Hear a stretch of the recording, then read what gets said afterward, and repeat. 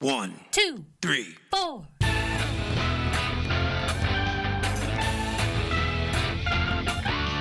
Monster movie. Fun time, go! Monster movie. Fun time, go. Monster. Movie. Fun time. Go! Monster movie. Fun time, go. With Precious D and Honeybee. Fun time, go! Ladies and gentlemen, boys and girls, friends and neighbors, welcome to Monster Movie Fun Time Go. 31 Days of the Dead. Day 13. I am your host, Precious D, and my guest today is Robert Stewart from the Stew World Order. Welcome back to the show, Stu. Thank you so much for having me, Precious D. Big fan of the show, big fan of you guys. Happy to be back on. Well, we're happy to have you. Also, Stu supports us on Patreon, and we support him on Patreon. So, Stu, you still have a patron request movie coming to you. Folks, if you follow us on Patreon, if you support us on Patreon, you can request a movie from us to talk about. Request. We're not going to do any Twilights unless we get 100 patrons. And we are never, ever, ever under any circumstances doing 50 Shades of Grey. But apart from that, it doesn't have to be a monster movie. It doesn't have to be a kaiju movie. It can be from any genre. But we reserve the right to say, no, we're not doing that. So hit me up later, Stu, with your request. Today, we're going to talk about the original zombie movie, White Zombie. But before we get too deep into it, I just want to say something about Haiti. This is the original type of zombie, pre-Romero zombies, Haitian zombies. And I just want to say Haiti has had a rough time as a country. I'm not going to go all into the history right now, but it's a long history of slavery and slave revolt and colonialism and a horrible earthquake in 2010. And Haitian immigrants are having a hard time of it in this country right now because of some nonsense, some lies. So as we discuss Haitian zombies, I don't want anybody out there indulging in any stereotyping or don't be racist, guys, okay? Listeners, friends and neighbors, don't be racist, because a lot of this zombie movies and stuff and our popular culture in general, we have a very limited and sensationalized understanding of voodoo and what it is. And I mean, you get sensationalized nonsense versions of other religions in movies as well.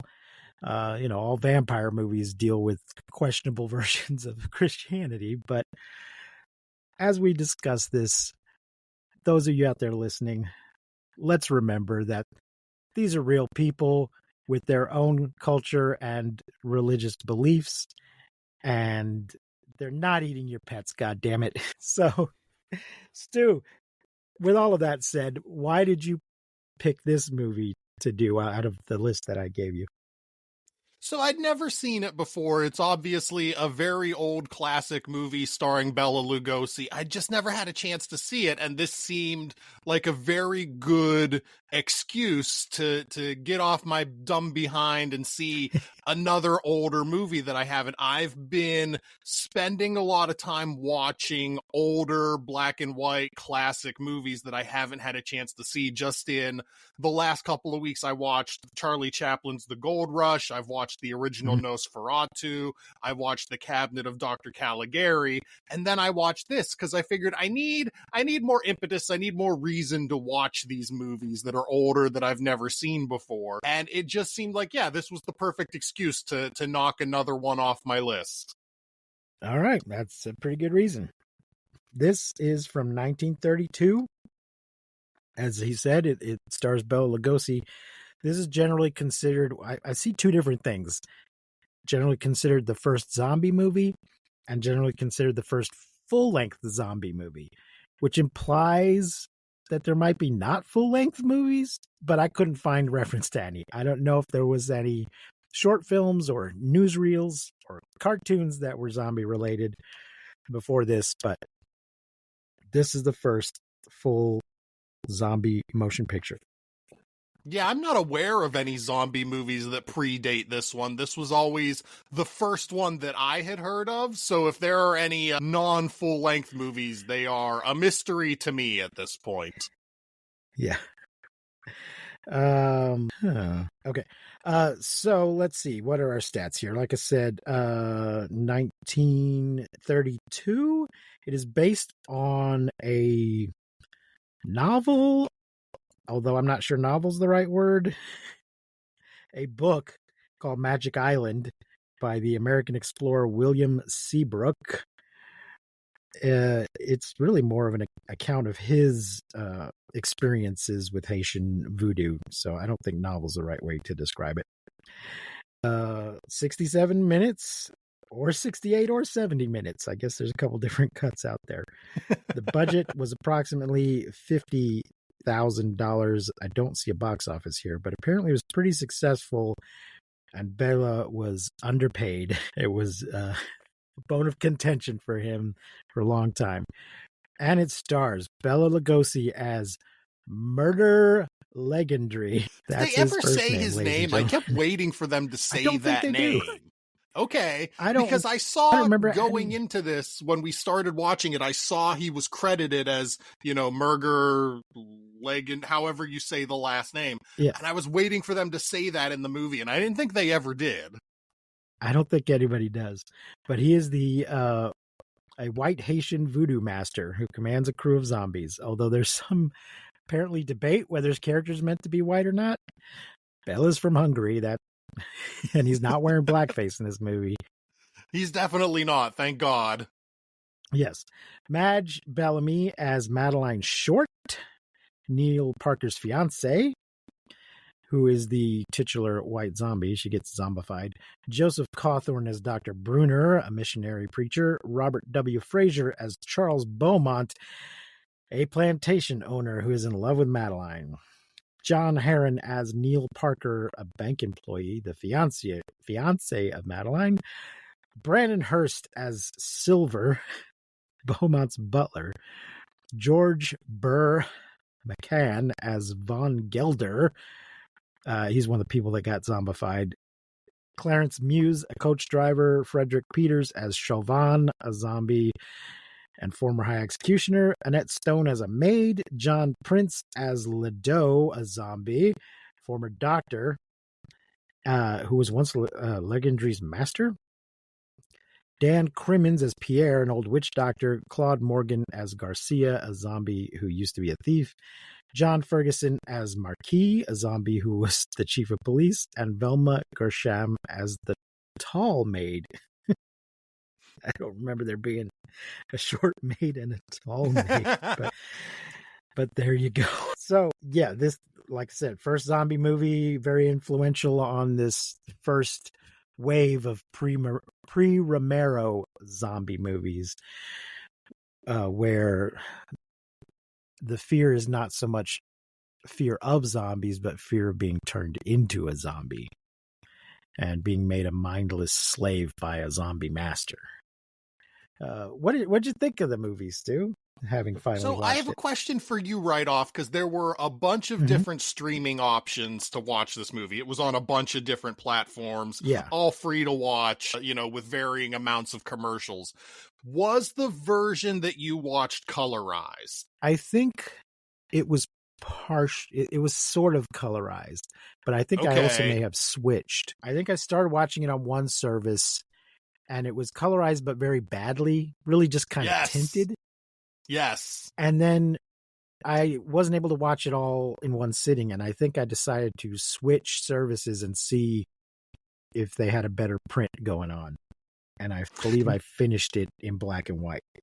Okay, yeah, that would have been better. That would have been smart for me to do too. I think the version I watched was on Amazon Prime because I figured, well, that won't have commercials, so it'll be fine. Right. I'll be able to sit through it and not have to deal with commercials or anything. But it was very poorly colorized. Like I don't know if it was partially colorized or entirely, but really badly. It was really poorly colorized. This poor movie, Yeah. what they did to it should be a crime.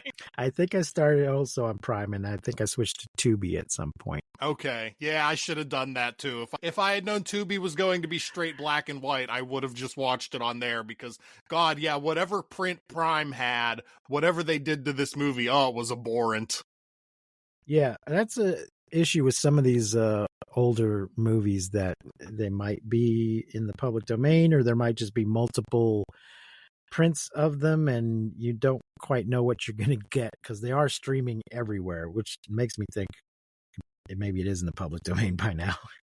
Yeah, I would imagine. Yeah, it's on Prime, Tubi, Pluto, Sling, Plex, and Freevee, all for free. yes. And I think the version I ended up watching was actually a pretty decent print. It still had that constant kind of hiss in the background, but the picture itself was pretty good. I felt bad. The colorization attempt was very distracting for me. Yeah.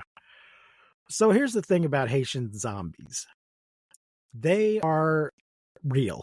There is a real thing going on. They're not actually people who have died and been brought back from the dead. But there is an actual phenomenon that happens, and the book that this is based on, the guy was writing about it. He had seen this kind of thing. Another movie I watched, but I don't know if it's going to end up on our list. I Walked with a Zombie, based on an article some woman wrote for a magazine. And then more recently, The Serpent and the Rainbow, a nonfiction book where this guy went to Haiti looking for what's up with zombies. He was trying to find out about what is the zombie poison and can it have a pharmaceutical use? And that ended up getting turned into a highly fictionalized movie. But basically what happens is somebody is poisoned with a substance that puts you into a near-death-like state where you can't detect. They're not actually dead. They're not clinically dead, but they appear dead. And of course, if you don't have really modern equipment, you're not going to be able to tell they aren't dead. And then they're buried alive and then dug up and put through various bad treatment and given further drugs to basically mind control them. And it's a combination of these drugs and cultural expectations that results in this sort of combination of drugging and brainwashing that can leave somebody in a susceptible state where they can be enslaved and put to work. I'm not sure that it was ever actually done on a wide scale where whole plantations were being worked by zombies or not, like in this movie. But it is a thing that exists. There's not anything supernatural to it. No one has actually died. But this is all based on something real. And knowing all that and having researched a little, as I watched this movie, I was like, this is pretty accurate. Okay, interesting. What we actually see happen in the movie is pretty accurate. Because although Bella's doing a lot of, he carves a voodoo doll in a very weird way. Yeah, he just starts off with a regular candle and he starts whittling away at it. And then all of a sudden he's got like a little... Yeah, but the way he's holding his knife is very, very strange. I'm like, that doesn't seem like a good way to carve but it works because he carves a nice little wax doll. But he does all of this, magical ritual stuff. But what it really comes down to is he gives the guy who wants to zombify his crush a poison to, what does he say, on a flower or in her drink? Or something like that? Yeah. He ends up putting it on a flower, but he gives him a couple options. He gives him a poison. She falls into a death-like state. She gets put in a tomb. They bring her out. They do some stuff to her. But in the end, when he dies, she kind of snaps out of it, and she's still alive. She has not, from what we see in the movie, she has not actually died and been brought back from the dead. She has just been drugged and then mind controlled. And then when she snaps out of it, she seems perfectly fine. Her body's not okay. Aside from decomposing or being, anything. yeah, So, I was going to say, aside from not decomposing and being really well preserved, I thought it was ambiguous as to whether she died from the poison or not. But okay, that's clarifying for me to find out. Okay, she didn't die. It's just the type of poison they use in the Haitian voodoo. Okay, so that makes more sense, because I thought the poison killed her, but it was also part of the reviving process. So okay, that makes more sense for me now. Because I was wondering why it was like almost a happy ending at the end, because it's like, all right, Neil, you've got your wife back, but isn't she dead now? Right. Well, and the thing is, the people making this movie would not have known any of the real details of what is actually going on. And they do present him doing a bunch of, voodoo spell-like stuff. And yet, because they based it on somebody's book who I guess gave a somewhat accurate account of what he saw, it ends up being accurate. But it wasn't until the 70s when this guy did his deep research on Serpent in the Rainbow that we had any idea of what was really going on technically. But obviously they had some suspicion because he went to go investigate it. But what did you think of the story though, and the performances and that sort of thing? The story was interesting. It's obviously really short and to the point at about 67 minutes or so. It doesn't waste a lot of time. It gets in, it tells its story, and it gets out. I really like that, because I watch so many movies nowadays that even at 90 minutes, even at a short movie, it feels like, oh, they meandered too much. They wasted too much time. This was a 60-minute story that they stretched out to 90 minutes and they didn't need to.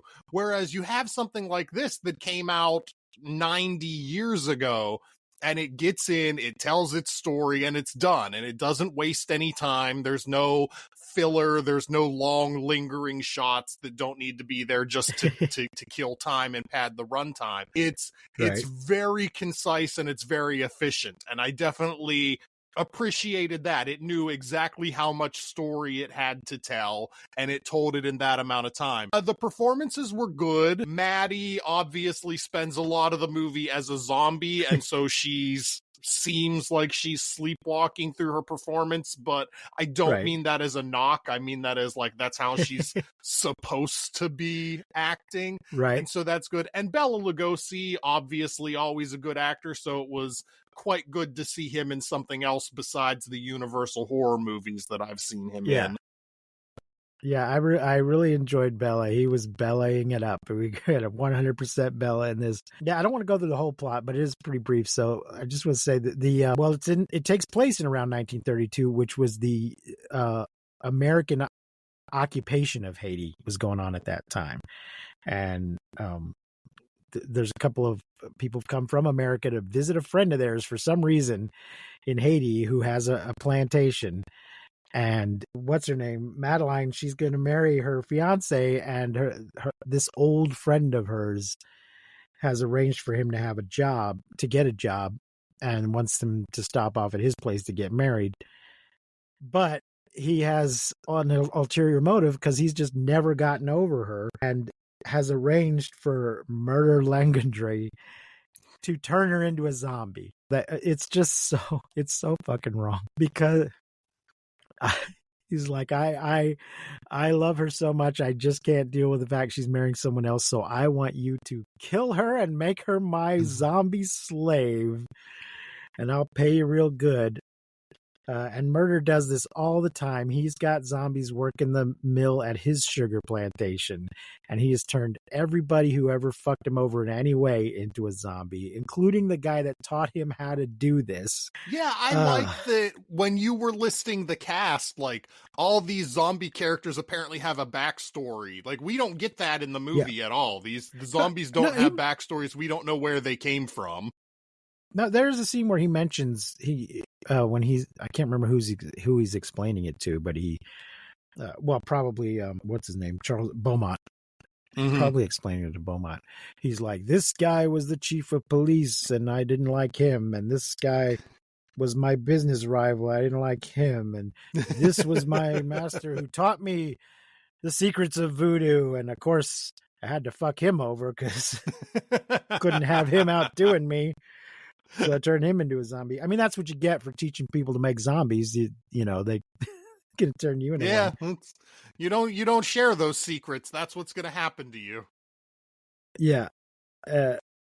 Bella ends up going off a parapet at the end, and most of the zombies go off it after him. And just our one white zombie snaps out of it. But I just, and of course the guy, Beaumont, he gets what he wants, but then starts regretting it because she's just a zombie. He was like, I thought her pretty face and hot bod would be enough, but there's no light on behind her eyes, and that's kind of a downer. So can you bring her back to life or snap her out of it or whatever? And I can't remember if Bella tells him no or he just doesn't want to. I think he tells He him, wants like, more look, money. I can, but what do you think she's going to think whenever I do that? Right, yeah. Also, though, Bella starts zombifying Yes. what's his name? I keep forgetting his name. Beaumont. He starts zombifying Beaumont too, but apparently he's doing it a little more slowly because it's happening to him gradually. He's giving him smaller doses, but he's like, I've already started to do it to you. You cannot speak, can you? And the guy's like, oh, fuck, I can't speak. He's like, ha zombies, everybody's zombies. So yeah, it's crazy. It's nuts. This guy, Belmont, what did I just say? I just forgot his name already. Beaumont, Yes. What a huge douchebag. What a colossal douchebag this guy is. So Yeah, any other parts? you don't know what he could have jumped out at you? possibly thought was going to happen. Yeah. He initially is like, because Bela Lugosi's character Murder says, you didn't give me any time to do anything to steal this girl from you, so the only option I have is to turn her into a zombie. And Beaumont's like, no, anything but that. And then Bela Lugosi's like, yeah, okay, here, just give her this poison, it'll turn her into a zombie. And then Beaumont, who was so resistant to the idea at first, just ends up going through with it. And then, yeah, he ends up regretting it because her personality's gone. She's just there. And also, I hate to be everybody, how I hate to objectify women, and I feel like a dick for doing it, but she just didn't strike me as that hot to go to all this effort. Like, come on, dude, get it. I mean, just get over it already. Although, I think according to Wikipedia, apparently people at the time thought she was the deal. She was the shit. So I was reading about her, and somebody declared her the most beautiful woman in America or something. Oh wow! She was called Miss Firecracker on account of her temperament, and yeah, apparently was a real handful and shot somebody once. There you go. Well, Stu, we're rating things on a 5 brains scale this year. So, from 1 to 5 brains, how many brains are you gonna rate White Zombie? I will give White Zombie 2 out of 5. It's I really like how concise it is. I really do. But the colorization really bothered me. And I know I shouldn't hold that against the movie. It's not the movie's fault, but the colorization of the copy I was watching was very distracting. And because of how fast the story is, I never felt attached to anybody. I never cared about Maddie and Neil's wedding. Like, they arrive on this plantation, and within 15 minutes she's getting zombified, and that's going to be the end of it. And then Neil is kind of roaming around the countryside for a while. Because of how quick it is, even though it really made the story efficient, I just didn't have enough time to care about the characters going into it. But it's certainly well made for its era, and I really like seeing Bela Lugosi in anything. So 2 out of 5, I'd say it's a little below average for a movie for me. It's fine. I enjoyed it, and for as long as it is, I can certainly recommend it to people. I just didn't think it was, you know, as good as some of the older movies I've been watching. Like I mentioned, I've watched Nosferatu and the Cabinet of Dr. Caligari lately, and I personally thought they were both a lot better than this. So if I'm grading even on a curve of older 1920s, 1980s movies, I know they can be better than I thought this was. Okay. Well, I'm going to give it a 3. For me, 3 means it was okay. I didn't hate it. I didn't not like it. I give it a 3. A lot of that is just for Bela and his awesome facial hair. And yes, just partly out of respect a little for being the mustache first zombie movie. He's got it going on in this. He just looks incredible. But yeah, it was okay. I didn't love it. I'm not even sure I liked it, but it was okay. And I've seen a few really bad things this year. Well, one in particular. Seen some bad stuff. But it is interesting just to see, what zombies were before George Romero turned them into something completely different.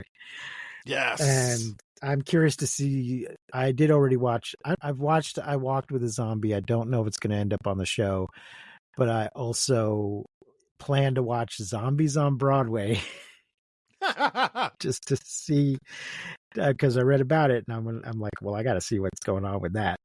Yeah, that sounds a little crazy. I also wanted to mention the band White Zombie takes its name from this movie. Not surprising at all. Yes. Yeah. So there we go. It's been 2 from Stu, a 3 from me. Folks, check out Stu's show, Stu World Order. He has guests on every week to talk about comic book based movies, not just superhero movies, right? Just any kind of comic book. Correct. Yeah, anything that's based on a graphic novel, including some stuff that's based on manga. Especially, I've been updating the list lately, and I found a lot of movies on Netflix that are based on manga, so I've been throwing them onto the list and shuffling everything around. So anything based on anything you could consider a graphic novel, if they've made a movie of it and I know it exists, it's open to the list. Have you ever done Flash Gordon? Does that count? It's comic strip, but you know what? Is that on your list? It probably should count. It's not on the list, but Flash Gordon, I'm not particularly well vested in. I'm not I'm not someone who really knows a lot about the character, so I didn't realize he came from a comic strip first. I thought he was a cartoon or something first. So yeah, if he was based on a comic strip, I will have to put him on the list. Yes. Both Flash Gordon and Buck Rogers were folks. We did a whole episode on our Patreon about this, which I did release to the general public. But Flash Gordon was a comic strip. Buck Rogers was a comic strip first. Flash Gordon was trying to cash in on Buck's popularity and really succeeded at that. Yes, absolutely, also, it did. Yes, and there's been comic books of both of those characters. Phantom also originally a comic strip. Yeah, that's where it gets kind of wiggy, because I did do an episode on the Phantom, so it definitely am open to doing comic strip characters, but then I start getting into, like, do I have to do the Garfield movies? Do I have to do Dennis the Menace? Popeye? Do you have to do Popeye? Popeye. Yeah, and then you end up doing, like, Mickey Mouse and Goofy movies and stuff. So yes, and it gets a little out of control at that point. It's your show. It's your show. You decide what counts and Flash what Gordon does seem based on thematic, though. Yes. Well, folks, that's going to wrap it up for today. Thank you so much for joining us. Please like and subscribe and rate and review and all of that stuff, and check out Stu's show. Until next time, I have been Precious D. Remember to keep calm and take shelter in basements. Please don't misuse science. We won't see you, but you will hear us next time on Monster Movie Fun Time Go. You've been listening to Monster Movie Fun Time Go. If you enjoyed the show, please consider rating and reviewing us on your podcasting platform of choice. You can leave us a message and find links to all our things at mmftg.com.